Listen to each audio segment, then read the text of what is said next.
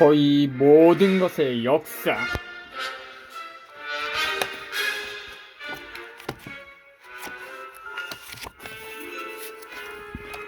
멘델레예프는 1834년에 시베리아 서쪽 끝에 있는 토볼스크에서 출생했다. 그의 집안은 고등교육을 받았고 상당히 부유했으며 대가족을 이루고 있었다.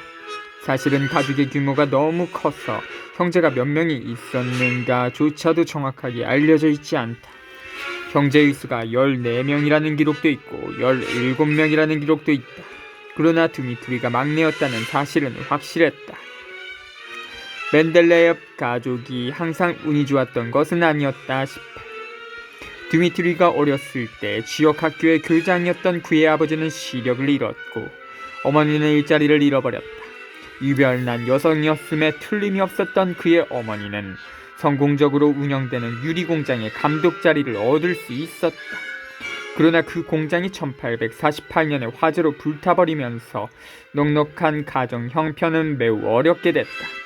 막내를 교육을 시켜야 한다는 집념이 강했던 불굴의 멘델레예프 부인은 아들 드미트리를 무임승차로 6,400km나 떨어진 상트페테르부르크로 데리고 가서 그곳의 교육학 연구소에 입학시켰다. 런던에서 적도 기니까지와 맞먹는 거리였다.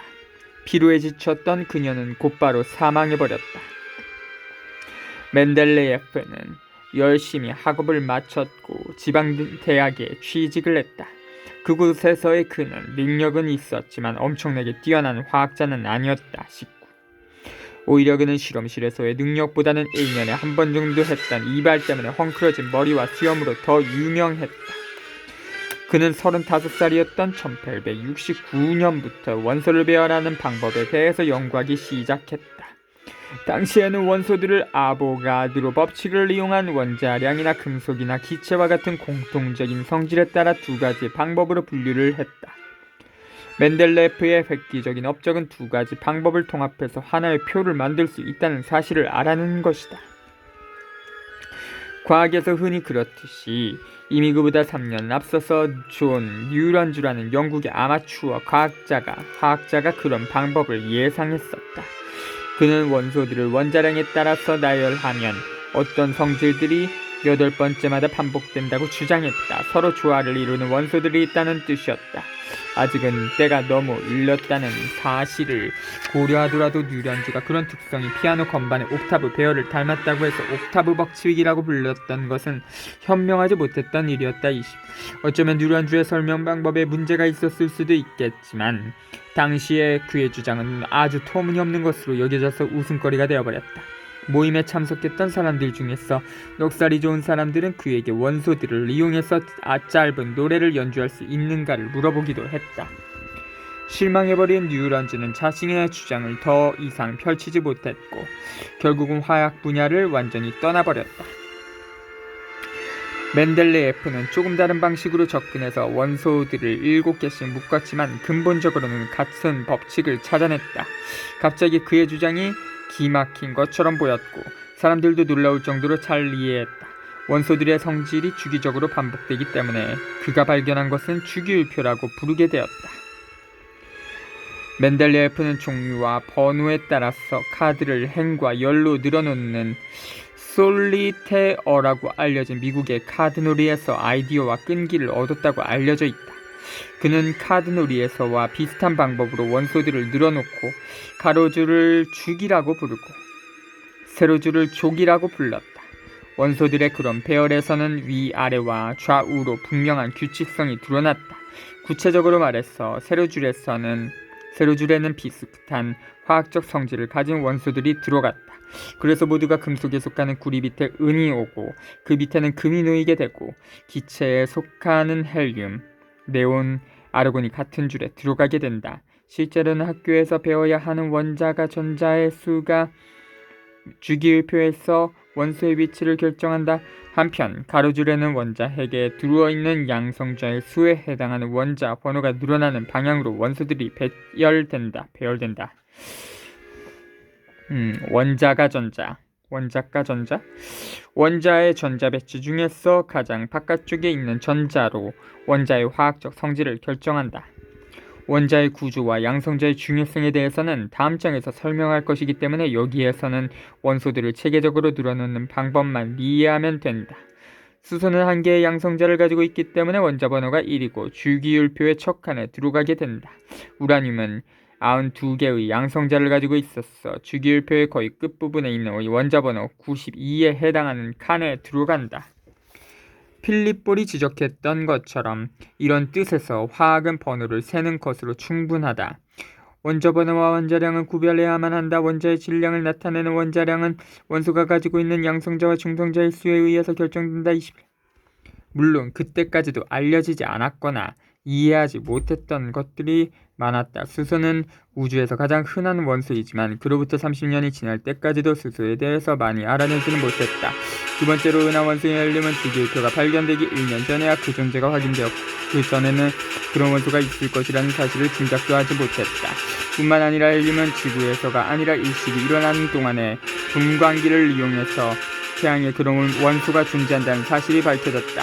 그래서 그리스의 태양신인 헬리오스를 따라서 헬륨이라는 이름이 붙여졌다. 실제로 헬륨을 처음 분리한 것은 1895년이었다. 그럼에도 불구하고 멘델레프의 발견으로 이제 화학은 튼튼한 근거를 마련하게 되었다. 분광기, 물질에서 방출되는 흡수되는 빛의 특성을 규명하는 실험 장치. 주기율표는 대부분의 사람들에게는 추상적으로 그럴듯한 것에 지나지 않지만 화학자들에게는 가장 훌륭한 질서와 명확함을 뜻하는 것이 된다. 지구상 원소들의 역사와 용도의 로버트 E. 크레브스에 따르면 화학 원소의 주기율표는 우리가 찾아낸 가장 정교한 조각표임에 틀림이 없다. 22.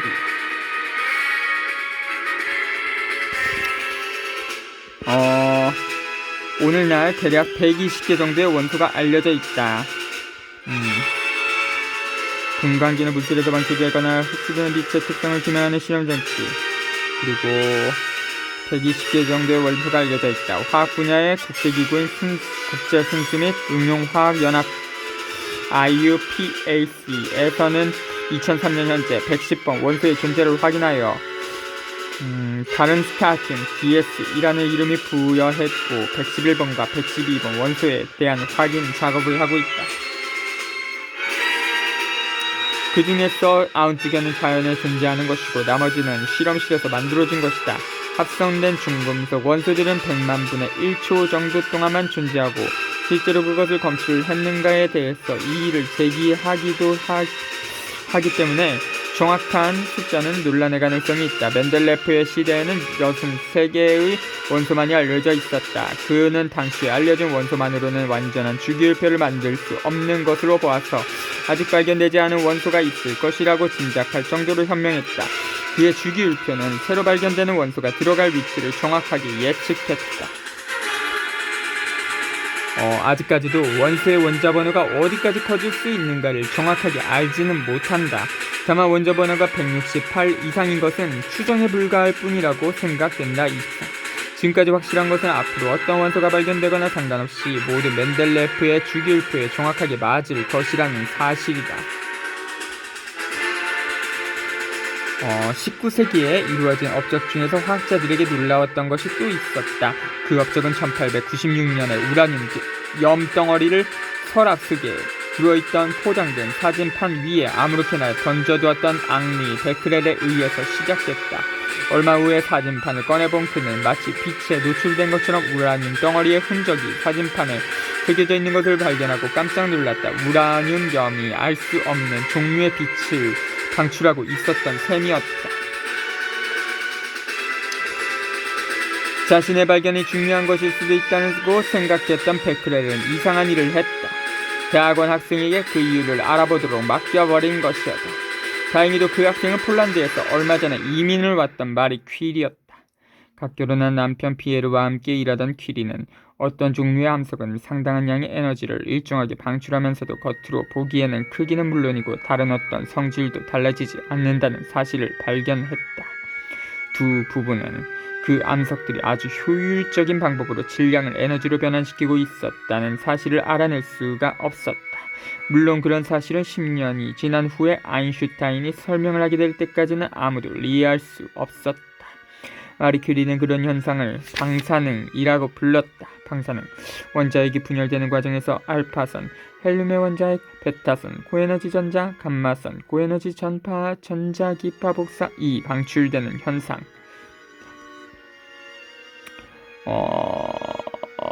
퀴리 부부는 그 연구를 하던 중에 두 종류의 원소를 발견했다. 하나는 그녀의 조국 이름을 따라서 폴로늄이라고 불렀고 폴란드, 다른 하나는 라듐이라고 불렀다. 1903년에 퀴리 부부와 베크렐은 노벨 물리학상을 공동으로 수상했다.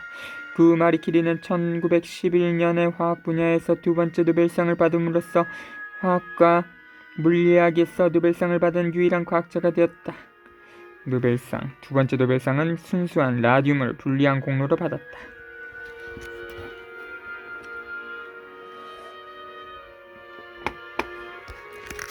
몬트리올의 맥길 대학에 있던 뉴질랜드 출생의 젊은 어니스트 러더퍼드가 새로 밝혀진 방사성 물질에 관심을 가지게 됐다. 그는 프레데릭 소디라는 동료와 함께 작은 양의 물질에 엄청난 양의 에너지가 들어 있다는 사실과 지구가 뜨거운 이유가 대부분 그런 방사성 붕괴 때문이라는 사실을 밝혀냈다. 그들은 또한 방사성 원소가 붕괴되면 다른 종류의 원소가 된다는 사실도 발견했다. 우라늄 원자가 며칠 후에는 납 원자로 변해버릴 수가 있다는 것이다. 그것은 정말 놀라운 사실이었다. 그것이 바로 연금술이었다. 아무도 그러한 일이 자연에서 저절로 일어날 것이라고는 상상도 하지 못했다. 실용주의자였던 러더퍼드는 그런 현상을 유용하게 활용할 수 있을 것임을 알아낸 최초의 과학자였다. 그는 방사성 물질의 시료가 붕괴되어서 절반으로 줄어드는 데에 일정한 시간이 걸린다는 사실을 발견했다. 그것이 바로 잘 알려진 반감기였고 신뢰할 수 있을 정도로 일정한 속도로 일어나는 붕괴 현상을 일종의 시계로 이용할 수 있다는 사실을 깨달았다. 지금 현재 남아있는 방사성 물질의 양과 그것이 얼마나 빠르게 붕괴되는가를 알면 거꾸로 그 시료의 연대를 계산할 수 있다. 그는 우라늄 광석인 역청 우라늄광 조각을 연구해서 그것이 7억 년이나 된 것이라는 사실을 밝혀냈다. 당시 사람들이 지구의 나이라고 믿었던 것보다 훨씬 오래된 것이었다.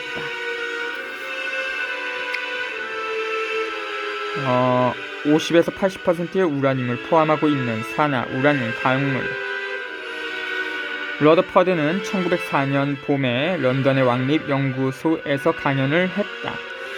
105년 전에 럼퍼드 백작이 설립했을 때는 위풍당당한 단체였지만 모두가 소매를 걷어붙이고 왕성하게 일하던 빅토리아 후기에 이르러서는 그런 전통은 아주 오랜 시절의 이야기처럼 보였다. 러더퍼드는 자신의 새로운 방사성 붕괴 이론에 대해서 강연을 하던 중에 역청 우라늄광 덩어리를 꺼내서 보여주었다. 재치가 있었던 러더퍼드는 청중에 켈빈이 졸면서 앉아있다는 사실을 알아차리고 켈빈 자신이 지구의 내부에 새로운 종류의 열원이 존재한다면 자신의 계산을 수정해야 한다고 주장했던 사실을 상기시켰다. 러더퍼드는 바로 그 새로운 열원을 발견했던 것이다. 방사선 덕분에 지구는 켈빈의 계산에서 얻었던 2400만 년보다 훨씬 더 오래된 것임이 분명하게 밝혀졌다. 열원.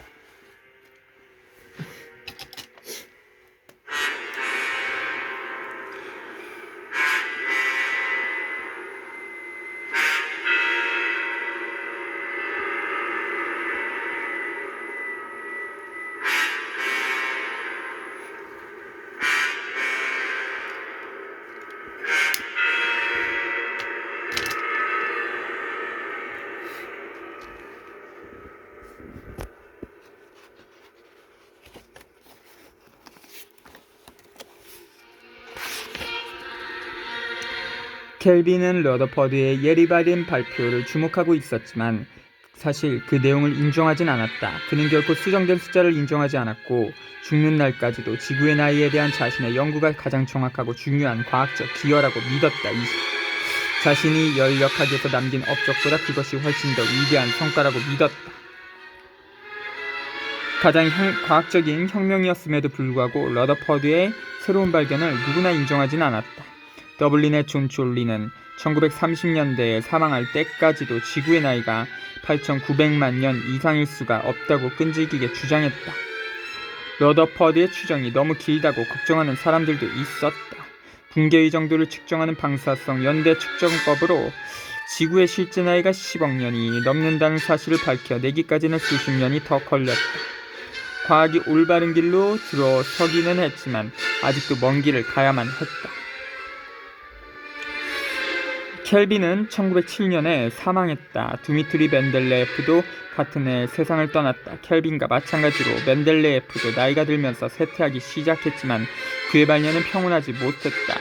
멘델레예프는 점점 더 별나고 상대하기 어려운 사람이 되어갔다. 그는 방사선이나 전자를 비롯해서 새로운 것은 거의 대부분 인정하지 않았다. 그는 유럽 전역의 실험실과 강의실을 휘젓고 다니는 것으로 말년을 보냈다.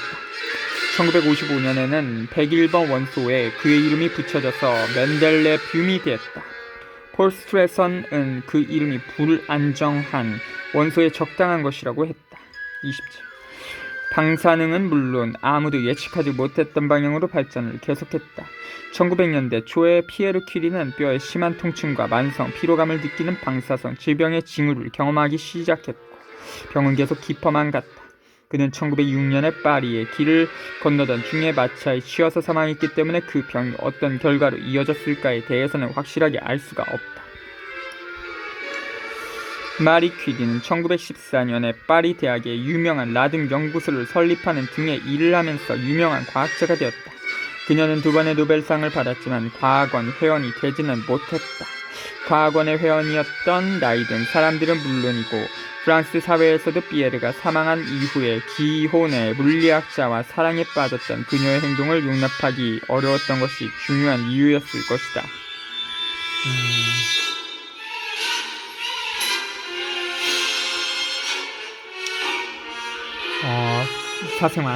사생활. 방사능처럼 신비로운 에너지원이라면 무엇인가 좋은 면이 있을 것이라고 생각하는 사람들이 많았다. 그래서 치약과 완화제에 방사성 토륨을 넣기도 했고 1920년대 말까지도 뉴욕주의 핑거 레이크 지역에 있던 글렌 스프링스 호텔은 방사성 미네랄 온천으로 유명했었다. 다른 곳도 많았을 것이 틀림없다. 28. 생활용품의 방사성 물질의 사용이 금지된 것은 1938년이 되어서였다. 그러나 1934년에 백혈병으로 사망했던 마리 퀴리에게는 너무 뒤늦은 조치였다. 방사능의 치명적인 효과가 오래 지속된다는 사실은 1890년대에 마리 퀴리가 사용했던 서류들과 요리책에서도 밝혀졌다. 그녀의 실험 노트들은 납으로 밀폐된 통 속에 보관되고 있고 보호복을 입은 사람들만 그것을 볼 수가 있다. 초기 핵 과학자들이 그 위험성을 모른 채로 연구에 몰두했던 덕분에 20세기 초가 되었을 때는 지구가 유서 깊은 행성이라는 사실이 분명해졌다. 그러나 얼마나 오래되었는가에 대해서 확실하게 알게 되기까지는 반세기가 더 필요했다. 그 사이에 과학은 원자의 시대라는 새로운 시대로 접어들고 있었다.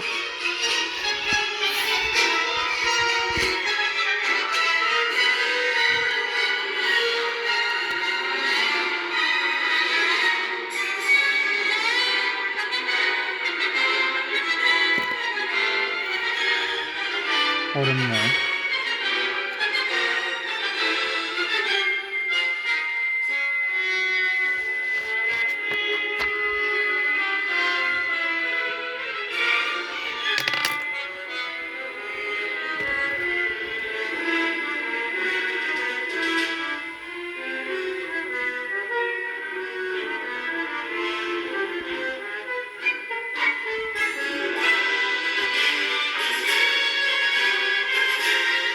아닌 것 같은데.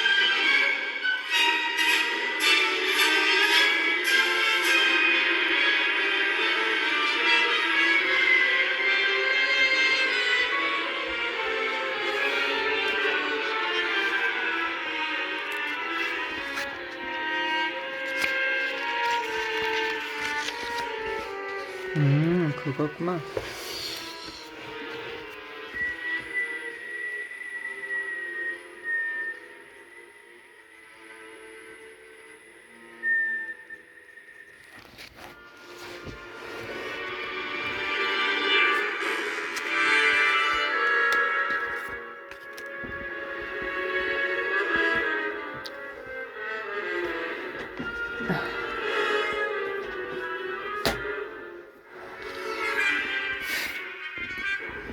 원하지 항상 소문을 기도 정부에 맞아 눌러보여줬던 그런스의 이번에 땅에 동안 수백이 그림만 생활용 부여반대 넘을 지어 생활 1938년이 되어서부터였다 싶고 그러나 생활부에 34년에 백교병으로 사망했던 말이 길이기는 너무나 뒤늦은 주체트 방사명의 치명적 효과가 오래 지속된다는 사실은 1890년대에 마리키리가 사용했던 서류들과 유리 측에서도 밝혀졌다. 그녀의 실험 노트들은 나비로 밀폐된 통 속에 보관되어 있었고 보호복을 입은 사람들만 그것을 볼 수가 있다. 초기 핵 과학자들이 그 위험성을 모른 채로 연구에 몰두했던 덕분에 20세기 초가 되었을 때는 지구가 유서 깊은 행성이라는 사실이 분명해졌다. 그러나 얼마나 오래되었는가에 대해서 확실하게 알게 되기까지는 반세기가 더 필요했다. 그 사이에 과학은 원자의 시대라는 새로운 시대로 접어들고 있었다.